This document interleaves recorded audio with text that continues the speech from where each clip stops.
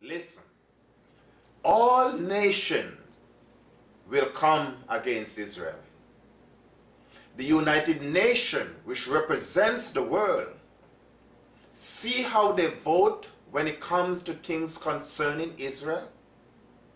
See how quickly they condemn Israel, the only democratic nation in that region. Israel will never gain the favor of the United Nations. They should not make their decisions based on what the United Nations want them to do, but rather on the settled word of Almighty God. The judgment on the United Nations will come soon. The judgment on the Jew-hating nations will come soon. God has spoken on this wise. For behold, in those days and in that time, when I shall bring again the captivity of Judah and Jerusalem, I will also gather all nations and bring them down into the valley of Jehoshaphat.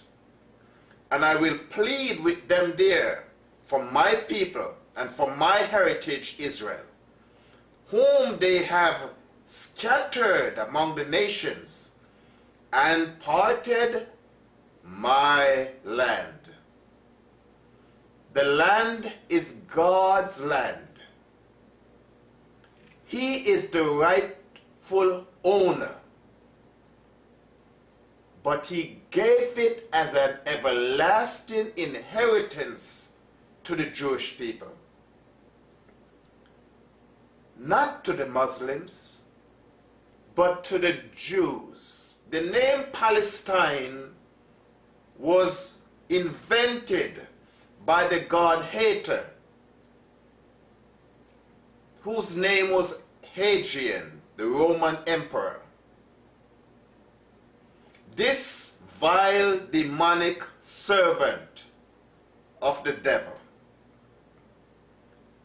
he chose to slaughter as much Jews as he could and seek to rename the land of Israel as Palestine. Whoever lived in the land were called Palestinians. If you get the opportunity to, do a Google search of the Palestinian orchestra and notice who make up that orchestra. They're all Jews, because they lived in the land that was renamed Palestine. Whoever lived in the land, they called them Palestinians. As Christians, we must use the name that God gave the land, not what the God haters and the Jew haters choose to call the land. The land is called the land of Israel. It was given to the Jews as an everlasting inheritance by God. All nation, as I said before, will come against Israel. But there is one nation that will always stand with the Jewish people. That is a nation called the church. As Christians, we ought to know where we stand concerning the Jewish people. 1 Peter chapter 2 verse 9. But ye are a chosen generation, a royal priesthood, a holy nation, a peculiar people, that he should show forth the praises of him who had called you out of darkness into his marvelous light. The church nation must never, ever entertain the idea of turning our backs on the Jews or on the land of Israel. Without the Jewish people, there is no church. Salvation came first to the Jews, then to the Gentiles. Without the Jews, there can be no blessing, because God chose to send his blessing through the Jewish people.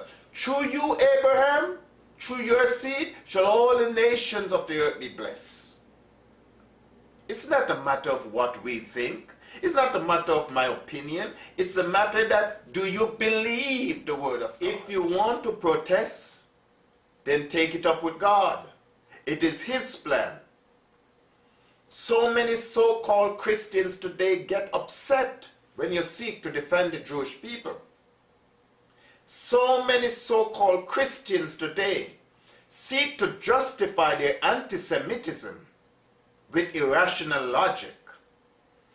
They believe if they can concoct a good story, it would justify their Jew hating. Well, I'm here to tell you this. If when you hear the word Jew, something in you gets annoyed, then you're not a Christian. If when you hear the word Jew, negativity floods your mind, then you're not a Christian.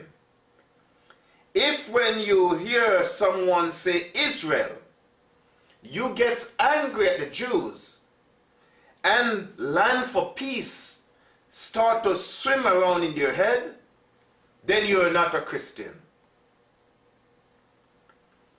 If you said, I love the Jews, but, then you are not a Christian. We need to get our butts out of God's business and just follow his word. This is the no apology zone. Thank you.